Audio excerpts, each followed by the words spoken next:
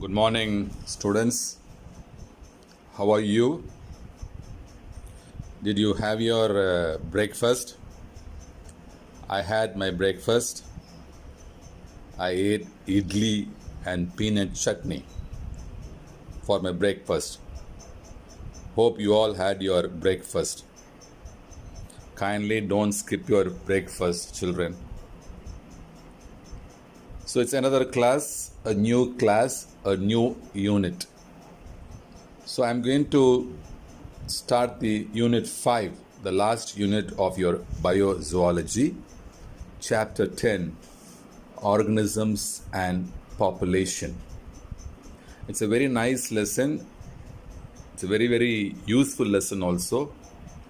You'll be learning a lot of new things. How adaptations takes place at various environment. How plants and animals adapt themselves to the environment for their survival.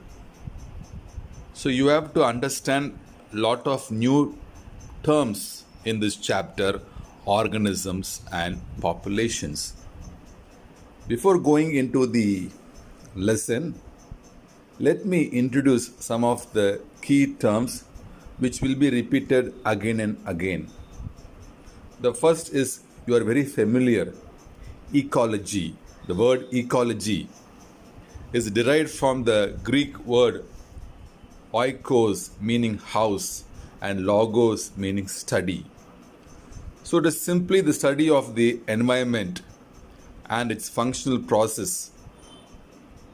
We call it as ecology. So it has a different approach to it. Next is the community. It is the population. We call it as community. It is the material also. We call it as community. The environment, the surroundings, we call it as community. It is classified into two types. Biotic community. Biotic community means which has life. That is, all the living things comes under biotic community. Then you have the abiotic community, which means the non-living. So the major abiotic components are temperature, light, water, wind, humidity, altitude, or some of the major components of abiotic. So the relationship between the biotic and the abiotic community forms the ecology. Another important concept you have to know is the biome. Biome means it is a large regional subcontinental system which has more plants, which has more trees, which has more vegetation. So when there is more vegetation, when there is more plant, tree, shrubs, we call it as biome or greenery. That is what we mean biome. So biome means rich in vegetation, which includes different types of trees, different types of shrubs, herbs, etc. The next important concept is the ecosystem. So the ecosystem is the relationship between the biotic and abiotic. The understanding between the biotic and abiotic, we call it as ecosystem. Next important terminology you have to know is the ecosphere. It is the largest and most nearly self-sufficient biological system. Is often designated as the ecosphere. So ecosphere is nothing but all the living things which is present inside this big earth. What are the living organisms comes inside the earth? We call it as ecosphere. So these are the important terms you have to understand. Next, we move on to organisms and its environment. So every living organisms has to live in some environment, some surrounding, some medium. They need to interact with the environment. They have to adapt themselves to the environment, which is very important. The living things cannot adapt to the environment, they cannot survive. So they have to adapt to the place where it lives. So adaptations is the key for the organisms for the survival. They have to adapt with the food available, they have to adapt to the temperature available, they have to adapt to the light which is available there. So only the adaptations leads for a successful living being. Even human also adapt themselves to the environment. Suppose when we go to Himalayas or colder region, we have an extra thick clothing like a sweater or shawl to keep ourselves warm. That is also a type of adaptations. So whatever the animal exposed to light or temperature, pressure, water or the salinity, they have to adapt. So adaptation is the key for the survival of all the living being, which includes plant as well as animals. The next familiar concept you have to understand is the habitat. It just refers to the place where an organism or a community of organisms live, including all biotic and abiotic factors. So when there is an habitat, definitely there should be a life in it. So the habitat has a huge geographical range. We have different types of habitat. We have extreme cold, extreme humid, extreme heat, extreme wind, and extreme rainfall. So we have so many different types of habitat.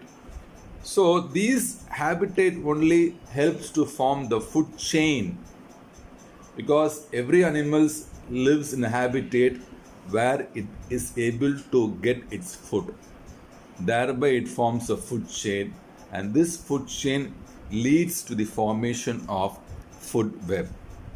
So I'll give you a very good example to explain how habitat is important. For example, the xerophatic habitat. Xerophatic habitat is a desert habitat where the rainwater, where the availability of water is least, minimum. For example, camel, which is able to lose its entire water up to 25% of its body weight, still the camel can survive. That is how it has adapted to live with the minimum water requirement. That is what we say xerophatic adaptation. Xerophatic habitat. The camel's hoofs and hump are also suitable adaptations for survival in this dry, sandy environment. So every animal is designed based on their adaptations. The body structure, the body nature, the body parts, they're all designed to live according to that particular adaptation. So the adaptation decides how the animal has to be. Similarly, in animals in the aquatic media, they maintain the homeostasis and osmotic balance for their survival. Homeostasis means whatever may be the external temperature, the fish has to maintain its body temperature uniform, irrespective of the outside temperature. That is what we call it as homeostasis. Similarly, this osmotic balance, the chemical component should be maintained so that the cells do not shrink. If the osmotic balance is not maintained, the aquatic animal cell will shrink. So the fish has to adapt themselves by maintaining its homeostasis and osmosis. Next, we move on to the next new concept called niche or ecological niche. What is niche? Niche is nothing but the physical space occupied. What is the physical place required for the animal to live? That is what we call it as niche. So every animal needs a space to live. That is what we say niche. The geographical condition will vary, but the requirement will be the same. Animals living in the same geographical condition may not have the same structure, but they may occupy the same space. For example, best example I can give is the cricket and grasshopper. These are the two insects. Cricket is an insect, grasshopper is an insect. They live on the small plants. The beautiful nature, it has said very, very clearly, it has designed. The insect cricket comes out only in the night, and it is speechless, lifeless during the day. So you can't see cricket insect during the day. In the same plant, it has grasshopper, which is very, very active in the day, but it is inactive in the night. So there is a very big understanding between the cricket and the grasshopper, which lives on the same plant. This is what we say physical space occupation. Even though they have a different lifestyle, still they are in the same geographical location. That is what we say ecological equivalent. Ecological equivalent, where they share the geographical space equally without affecting the others. It is also very common in pond ecosystem. The fish cutla, it eats the small fishes which is on the surface. It will not get into the bottom at all. Similarly, murgal fish is a bottom feeder which eats fishes what is available on the bottom, and rohu is another fish which is in between the surface and bottom. We call it as column feeder. So they are all in the different layers and they don't overlap each other. That is what we say ecological equivalent.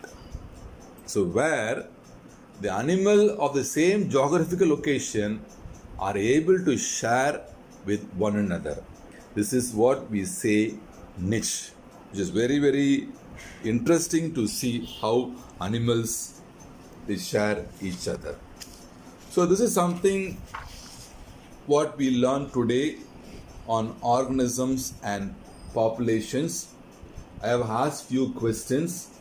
Kindly you read the textbook page number 162, 163, 164 to find the answer for all these questions. You have the answer for all the questions, and students just put it on paper all the answers. Thank you, students. Have a great day ahead. God bless you.